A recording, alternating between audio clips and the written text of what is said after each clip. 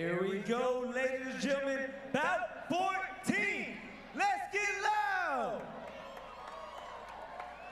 This next fight features two Super Cruiserweight fighters making their ring debut. Fighting out of the blue corner and representing United States Penitentiary Victorville, give it up for Jesus Carmona!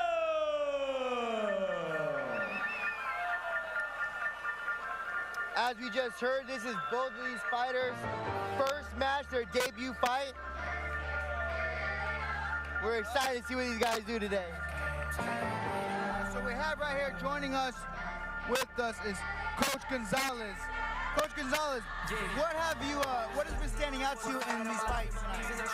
Yeah, a lot of good talent, man. A lot of everyone's coming in. We got a lot of fighters coming forward. What I do see is that. So, and his opponent. We got a lot of coaches coming through. Fighting and out of the red corner. Up. Visalia Police Dept, very own. Give it up for Eddie Gonzalez. Not just hanging in on the left-hand side, man. We got guys circling. We actually got good teams boxing, man. I'm happy to see that a lot of we got correctional officers, we got PDs, we got all walks of life that are actually coming through and actually learning the sport and actually coming through and throwing hands, man.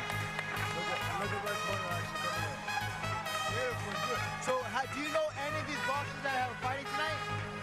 Bout number 2, Espinosa came in. I've seen him fighting at a back cave.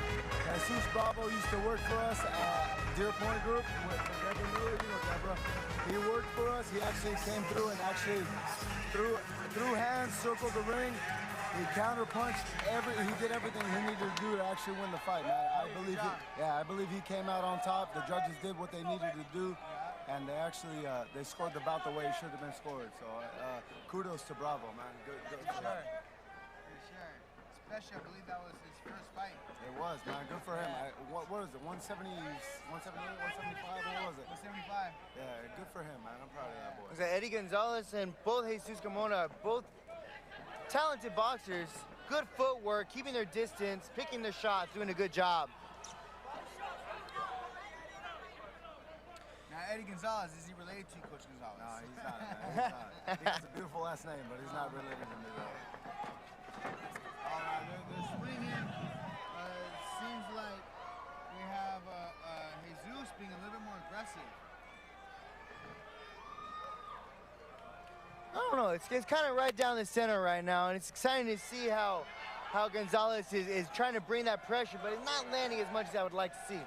Gonzalez to go from righty to lefty and switched up his stance a few times. He looks like an original orthodox fighter. I would say he needs to step back to that. No, he may be a southpaw. No, think about it. Nice exchange by Gonzalez. Throw that straight left down the middle. Ooh, solid punch from Jesus. So you got a southpaw and orthodox. If I was Gonzalez, I'd be pivoting and throwing that straight left hook left. All day. All day. Oh yeah. You know, Jesus Carmona has been boxing for 3 years on and off as a teenager. Actually, way back when he was boxing as a teenager, and he's been on and off. And you can see that he's definitely put some time in the ring. But he's very calm and cool, collected while he's moving. This is Jesus. Yeah, you can definitely tell his composure is there. He also got, he's working with two coaches, Coach Adam and Coach Cam, who are both very well-known coaches on Instagram. They got a very large following, and it's good to see what they're bringing to the table here. I do see Jesus keeps switching his stance, and I'm not sure if also Gonzalez doing the same thing. They both seem to be switching their stances from southpaw to orthodox, and I think they're both trying to figure each other out. They're both switching back and forth, and instead of trying to catch a lucky shot.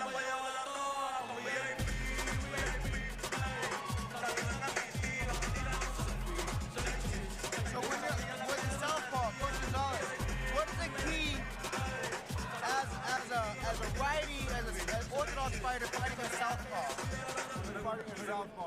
straight right's gonna land all day, man. So typically, you know, when you're fighting an orthodox fighter, you say, you know, the jab's a moneymaker, right? But typically, when I'm fighting southpaw, one of my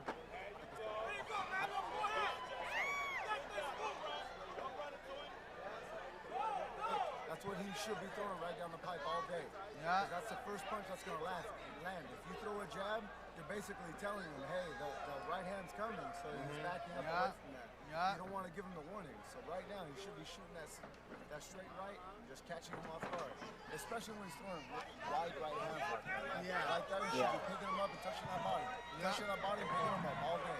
Right hook right is what I would be throwing if I was in the blue corner right now. Yeah, Jesus, that's a very good strategy for Jesus right now. Absolutely. Gonzalez is throwing these kind of wide punches right now, and he could really capitalize on some straight punches, throwing them fast. Absolutely. So the straight punches are always going to get there faster than the hooks, guys. Oh, yeah. As you guys know, right? Yes, sir. If he's throwing those hooks, especially if they're wide, man, if he comes through with straight punches, right corner comes through with those straight punches, Gonzalez is going to land all day. I see Gonzalez, he's trying to line up his left hook. It seems like it. He's crossing his left hook. He's pivoting, but or his right hook. He's pivoting with those hands down, man. See how low his hands are, man. He's keeping his hands right at his abdomen. He needs to keep those hands right at those cheekbones. As I tell my boys and girls, keep those hands at those cheekbones, guys. See, I wouldn't even bother with that jab. He did good there. He switched his stance again.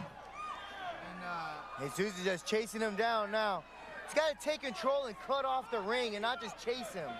You know, we can really utilize cutting off the ring, put him in the corner and put him in a position of a disadvantage.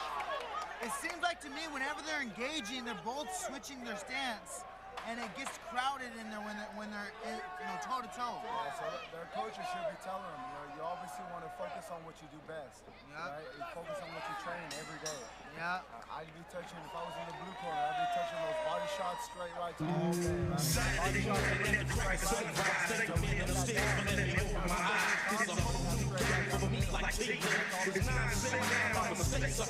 see fighters pushing left or righty, and they're not, I would say very experienced fighters, I try to cut that off right away. Stick to what you're good at, get that down, and then down the road to learn other southpaw or orthodox style. But like you said, Coach Gonzalez, stick it to your style, stick to what you do best, and getting that in there with your opponent.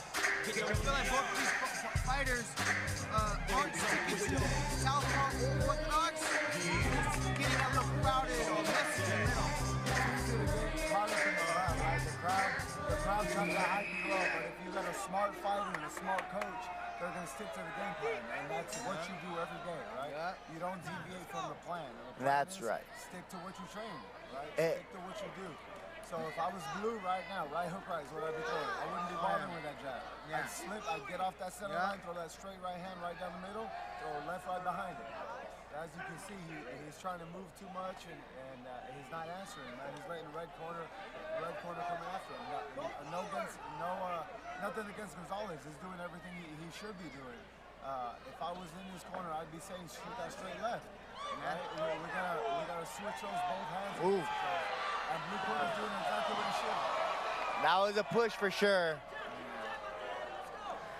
That's why it's not a good idea to square up on your opponent when they're trying to drive you back. You will fall back. So blue corner just got off the canvas. If I was red corner, I'd be digging that body all day right now. All day long. Dig that body right there. Body. He just used all that energy to get off that canvas. I'd be digging all day. As you can see, the corners recognizing that, and they're saying dig to that body. Dig to that body, all day. See, head hunting isn't always the way to go, guys. It's not always the way to go. You gotta take advantage. And that always comes with experience. You know, inexperienced fighters don't want a big knockout, so they're aiming for the head. So inexperienced, they'll get that body. Absolutely. Unfortunately, a lot of the guys that don't have too much experience, they let the crowd dictate what they're going to do in this ring. Right?